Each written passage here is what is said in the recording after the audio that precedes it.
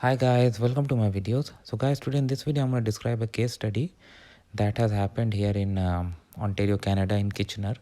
And this is not just a case study of real estate. This brings up a few valid points that people are currently concerned and how you can protect yourself in future.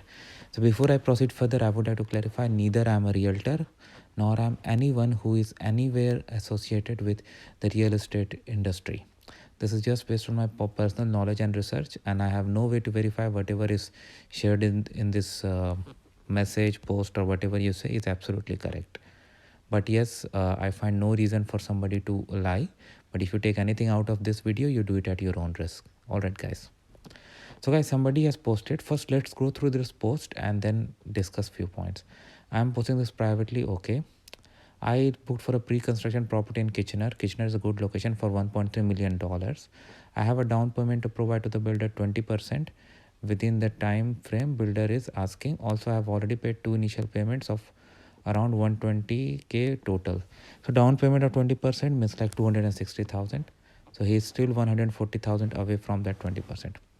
But now my mortgage agent from CIBC informed me today that the address in Kitchener max amount bank will lend is 854k. This is based on our sliding scale for lending. Now, what is this sliding scale? We are gonna discuss. So basically, guys, in Canada, what happens? Like if you purchase a property, okay, if you do a cash buy, there is no question of mortgage. Fine, go ahead, enjoy. But if you don't, you get mortgage, right? So there are rules like how much you qualify and how much you don't. So what happens, like generally, if you qualify for a certain amount and if you pay 20% down payments, you don't need to buy that insurance, CMHC insurance for the mortgage. But if you buy anything higher, like it varies from lenders to lenders, and this sliding scale comes into the picture when you buy a highly priced property. Okay, so let's say if you buy a property at let's say 1.5 million. Okay, the lender, even though you pay 20% down, that is like $300,000, lenders still think that no, even if I'm paying even if the buyer is paying 300, I'm lending 1.2 million. So is it really worth of it? So there are few measures lenders take. One of them is like appraisal. So they do the appraisal of the property and see, okay, it has got this value, so I'll go.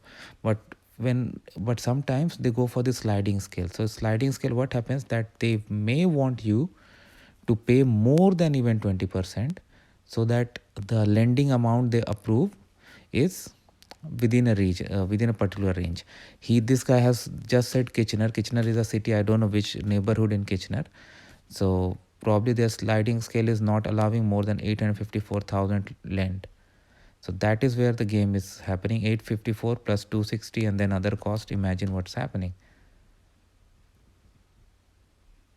So he has a gap of now $200,000 and he is in trouble.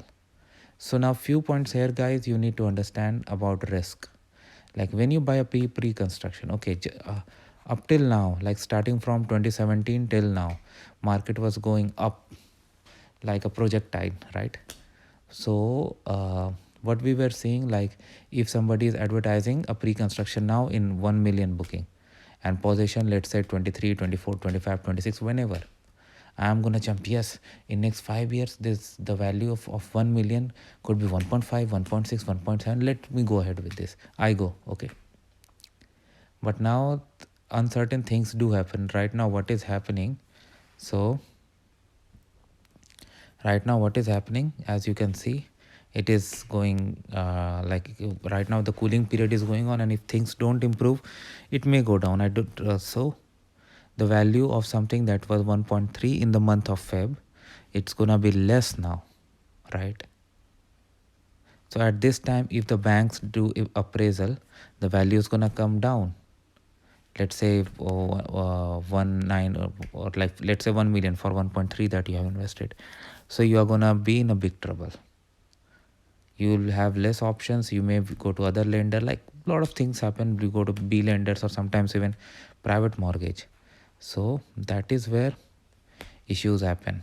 So be careful and always seek some experts advice or like your law, like review the paperwork with lawyer and all, and then go ahead with this.